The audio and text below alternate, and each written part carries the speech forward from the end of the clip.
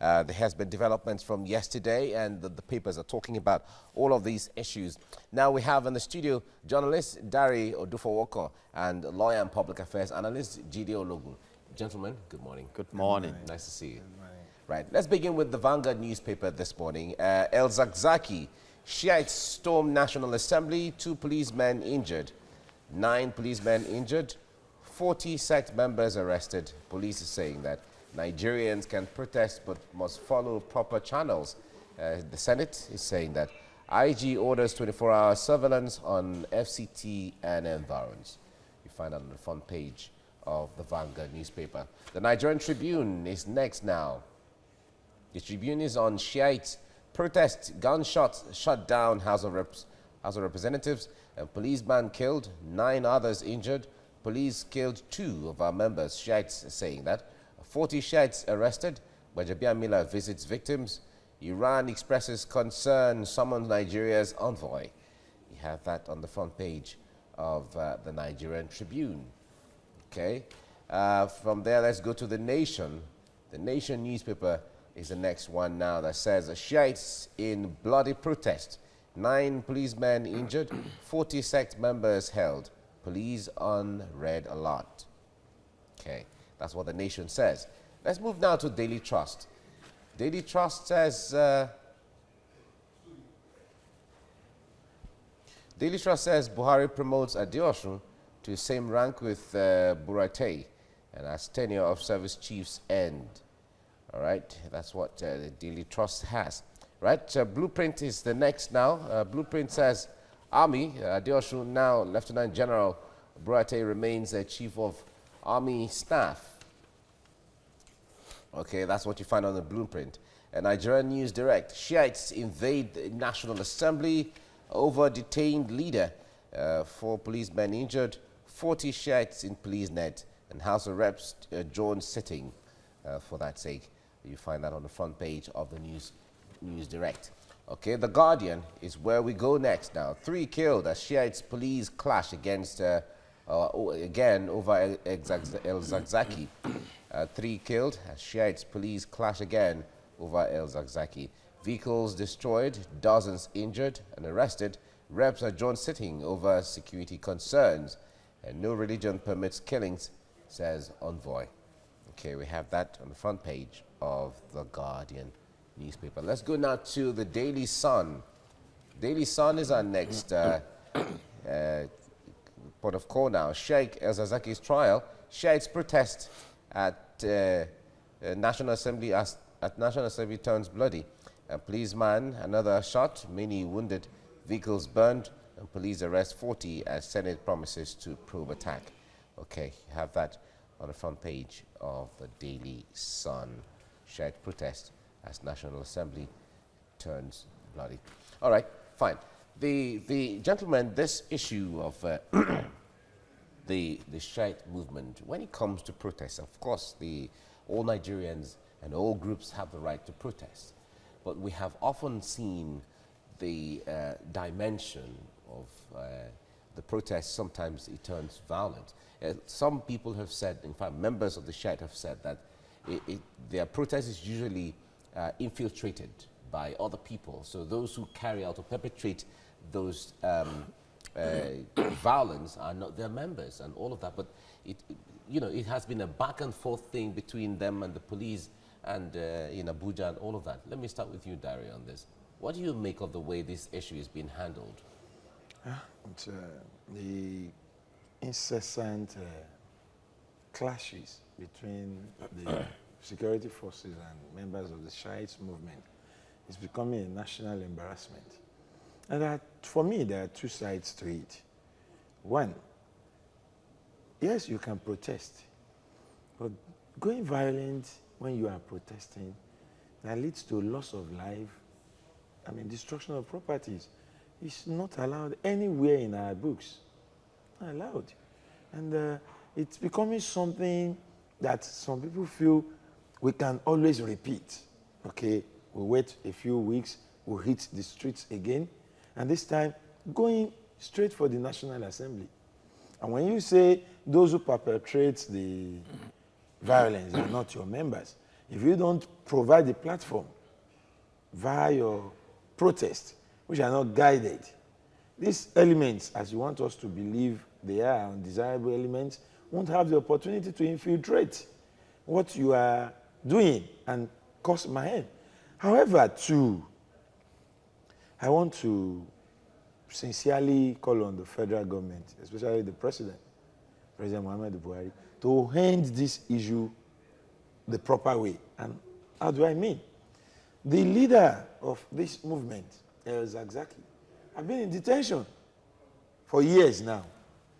He has not been taken to court. I think it's time he is charged if he has been found wanting whatever area. Take him to court, and his members will have to respect that there is a court process that must be seen through. Before we move on to something else, Jide, at least you are a lawyer.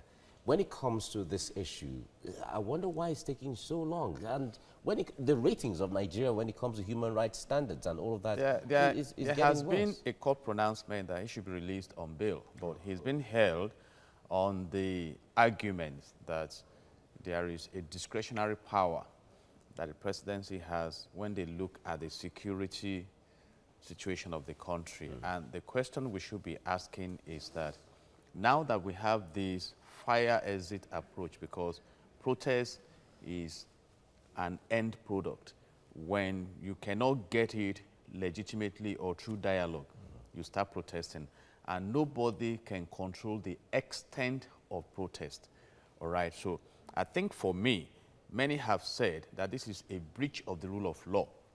But we have come to terms that the rule of law may not be respected in considering security. And in fact, the president even came out to tell us that security overruns rule of law. And it is rule of law that will ensure justice, ensure equity, ensure security, ensure peace. So I hope, and we all know, because we are talking about the symptoms now, we know the foundation of all this. There was a confrontation between the convoy of the Chief of Army Staff and the Shiite group that led to the killings of many of them.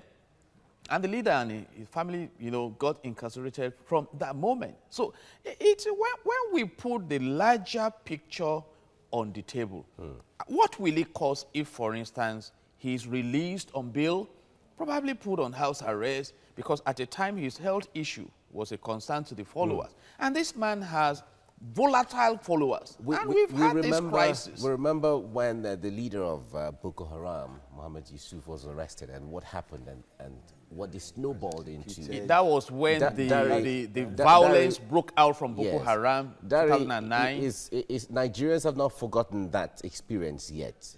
What scenario? Nobody prays for anything. But learning from the past, how best should this have happened? Please, in my own opinion, we must prevent what will escalate into something akin to the Boko Haram crisis we had on our hand. If when the Boko Haram leader was arrested, he was not summarily executed. If he's standing trial, the highest or the worst his followers will do is to beseech the courts anytime he's having appearances. And that can be controlled. Since they are protesting now, and we're arresting 40, arresting 200. If we release El-Zakzaky to them, and he's at home, and he's under watch, we have security apparatus in this country. Place him under security watch, monitor his movement, ensure that he's been tried for whatever you think he has committed. If he's busy answering to cases in 2, 3, 4 courts, I don't think he will have enough time on his hand, and he cannot go on the ground. He will have to be attending court, so he can't hide.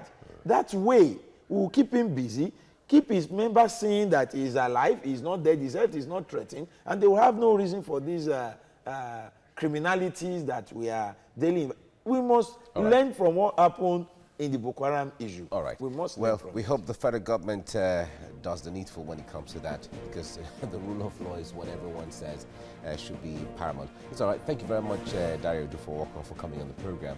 Jide Ologun, thank you very much. Thank you. Right. It's time to take a look at stories making the headlines in Nigerian newspapers.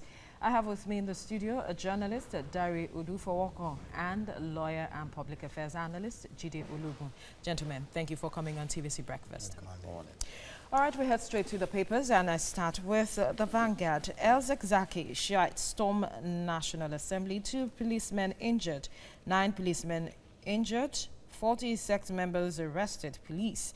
Nigerians can protest but must follow proper channels. Senate. Inspector General of Police orders 24-hour surveillance on the Federal Capital Territory and environs.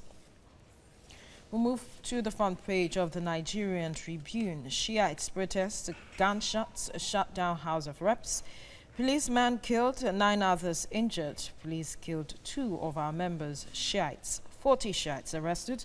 Gbajabiamila visits victims.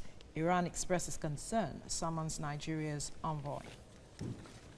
I will move to the front page of the Nation newspaper. Shiites in bloody protest, 9 policemen injured. 40 sect members held. Police on red alert. And on the front page of the Daily Trust, Buhari promotes Adeosun to same rank with Buratai as tenure of service chiefs ends. To the blueprint now. Army. Adeosun now Lieutenant General. Buratai remains Chief of Army Staff. To the front page of the Nigerian News Direct. Shiites invade Nas over detained leader. 4 policemen injured. 40 Shiites in police net. House of Reps adjourns seating. And on the front page of The Guardian, 3 killed as Shiites police clash again over El Zakzaki. Vehicles destroyed, dozens injured, arrested. Reps adjourn seating over security concerns. No religion permits killings, says envoy. And finally, on the front page of the Daily Sun, Sheikh El Zakzaki's trial. Shiites protest at National Assembly National Assembly turns bloody. Policeman, another shot. Many wounded, vehicles burnt. Police arrest 40 as Senate promises to probe attack. Well, it seems the paper, gentlemen, is filled with the story of yesterday's protest by Shiites at the National Assembly. But then we'll be looking at reactions that has trailed the suspension of the Ruga settlement. One would have thought that with the criticism or the level of criticism that trailed the president's or the presidency's introduction of the Ruga settlement, it's planned. But then it has been suspended, and Nigerians are still reacting. I'll start with you, Jide. What does this really imply? The concept of suspension means that it's been put on hold, that it may still proceed. And if you ask me, the Ruga settlement project did not start yesterday. In fact, at a time, talking about the crisis in the nation, our President Muhammadu Buhari, said in the UK that the challenges in Nigeria have historical dimensions, and I don't want us to migrate from that. And now, what has brought it to the front burner is the fact that it tends to focus on a particular ethnic group. The cattle rearing business, livestock business is a huge business across the world. We appreciate the economic value. And when you are talking about settlement, you can have indigenous, you can have settlers. What about the future of that relationship? And when you find the excuse given that it will resolve the crisis, herders, farmers, and some of us have said, we don't have clashes, we have invasion.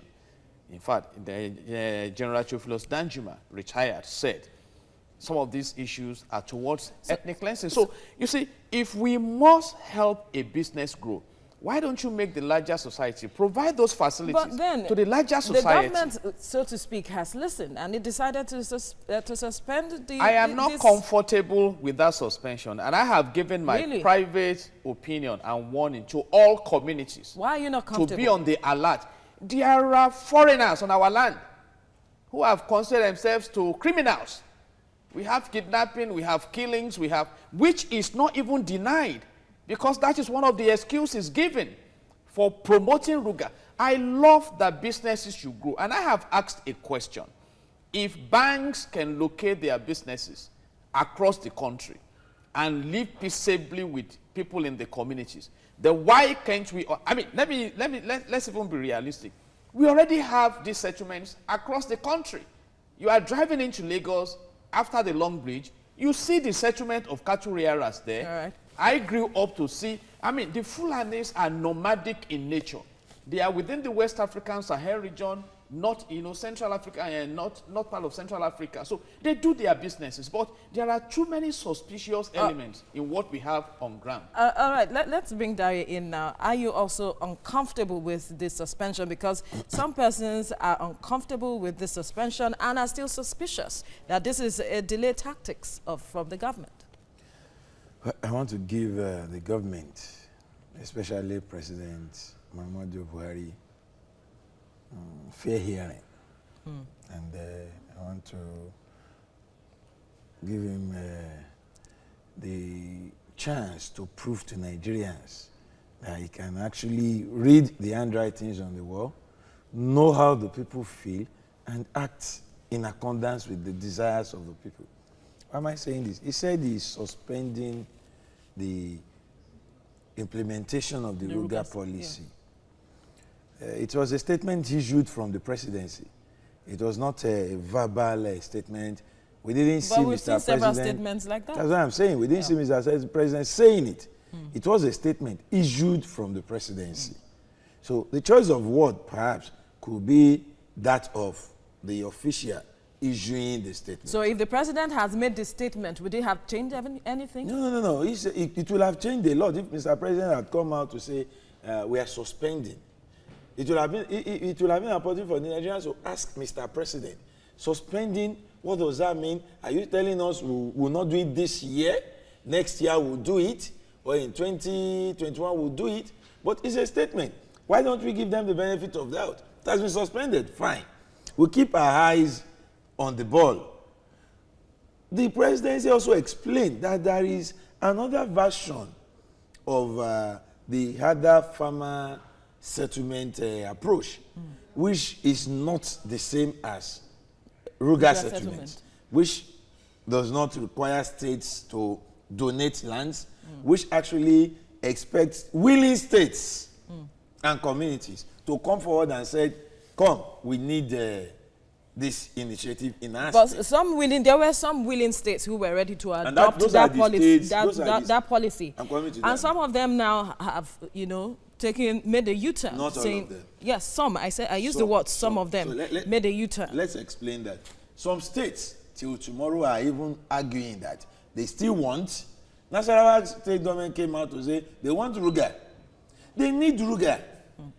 That's exactly why I said, if you say we are suspending, we should just give them the benefit of that. For states that are still willing, they should key into the other. So the situation we will see is that some willing states will have this thing implemented in their state. We should not raise issues about that. And that the fact that some of us feel Ruga is not good. I don't buy into Ruga coming to the Southwest, for example, forcing states from the Southwest to donate land. But I am not against states like Nasarawa, Kano, who believe Kaduna, that this will help solve the situation. In having them, we must not force our desire on them too. The same way we don't want them to force their desire on us. We should not see the Ruga thing as something, because we said it is not good, it must die naturally. I don't think so. What I think is now it is now a matter of choice. If you want it, approach the people in charge. Let Jide react to this now. This matter should not be forced on any state. That's what he is saying. You are uncomfortable. The big question is, if it is about business, ranching is a huge business across the world without endangering the lives of the people. And if you wipe off the market, who is going to patronize? So let this government go and study how it is done in China, in India, in Brazil, in Botswana, across the globe. But the underlying suspicion is not being addressed. Some are saying when these foreigners are brought into Nigeria, they settle, they procreate. In the future, they start laying claim to the land and the resources. Now that's and that politically, they gain strength to dominate. We should address these issues. All right. We either mortgage the future or secure the future of this country in the national interest, not in a regional interest. And here we are. We have three dominant we can go further quickly. He wants to say something. On the issue of the suspicion, I think allowing states and not the federal government to come into this and handle how the Ruga settlements come about. In willing states, will help douse the suspicion. If you know that it is the state government in Nasarawa that acquired the land and put the facilities there, and you are from any other parts of Nigeria or even outside Nigeria, you can't lay claim to their lands. All right, so we can erase suspicion through such open approach to the government needs to obviously address the suspicions like you have said. Gentlemen, thank you for your contribution on the newspaper review.